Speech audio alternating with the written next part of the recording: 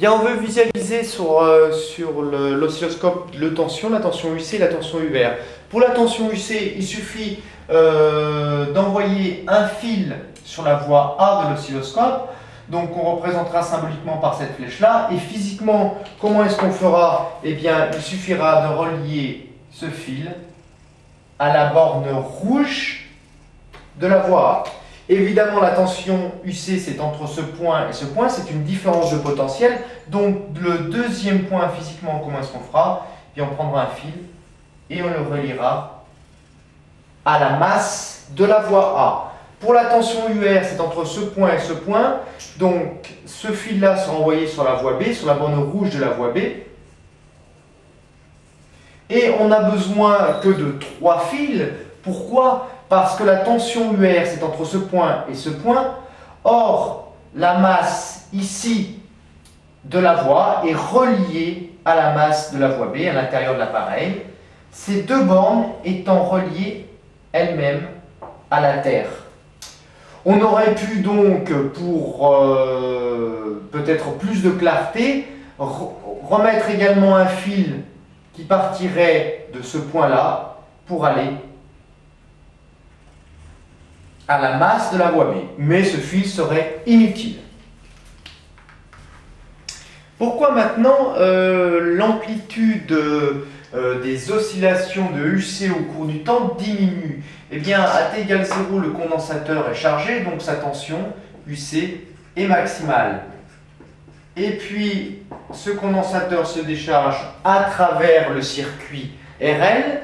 Et au cours du temps, on a une décroissance de l'amplitude. Pourquoi? Parce qu'il y a une résistance petit r. Il y a donc une énergie qui est dissipée pendant un temps dt, une énergie qu'on pourrait exprimer de la forme dE égale RI carré fois dt. C'est ce qu'on appelle l'effet Joule. Le régime obtenu est un régime pseudo-périodique, pas périodique car il ne se répète pas identique à lui-même puisque l'amplitude des oscillations diminue. Si la résistance était trop grande, on aurait ce qu'on appelle un régime apériodique, c'est-à-dire que la tension borne du condensateur varierait d'une valeur maximum à une valeur nulle sans oscillation. Donc ce régime est appelé le régime apériodique, sans période, ou sans pseudo-période plus exactement.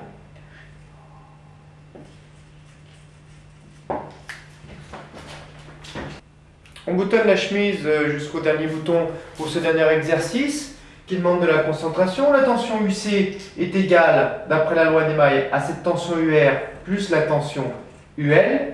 Autrement dit, on peut écrire tout de suite que UC égale UR plus UL. Et maintenant, attention aux conventions de signes.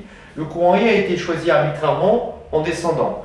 Si j'appelle cette charge Q ici, on aura donc I égale D de Q sur dt. Or, UC, la flèche pointe vers l'armature qui porte la charge Q, donc UC égale Q sur C.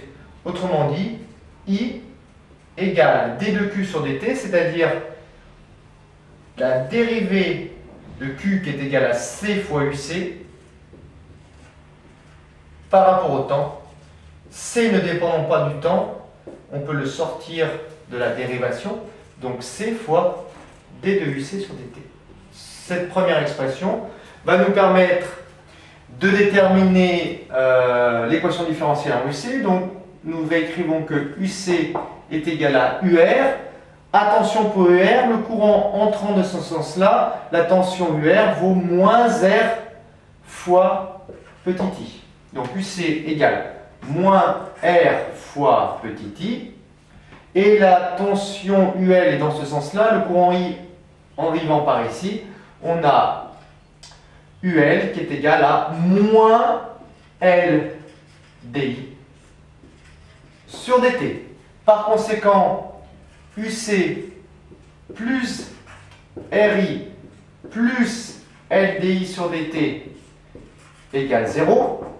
Autrement dit, UC plus petit r, et on va remplacer I par son expression, plus petit r fois C fois D de UC sur dt, l'expression de I que nous avons déterminée précédemment, plus L fois la dérivée par rapport au temps du courant I, c'est-à-dire C fois D de UC sur dt.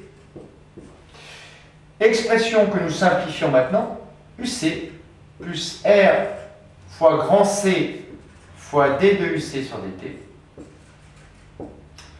Plus, on peut sortir la capacité du condensateur puisqu'elle ne dépend pas du temps, plus LC fois la dérivée seconde de UC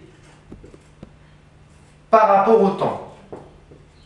Nous pouvons écrire également cette expression parfois, UC plus R fois C, la dérivée de UC par rapport au temps, nous l'appellerons UC point, plus LC fois la dérivée seconde de UC par rapport au temps, nous appellerons U seconde, égale 0. Voilà l'expression de l'équation différentielle en UC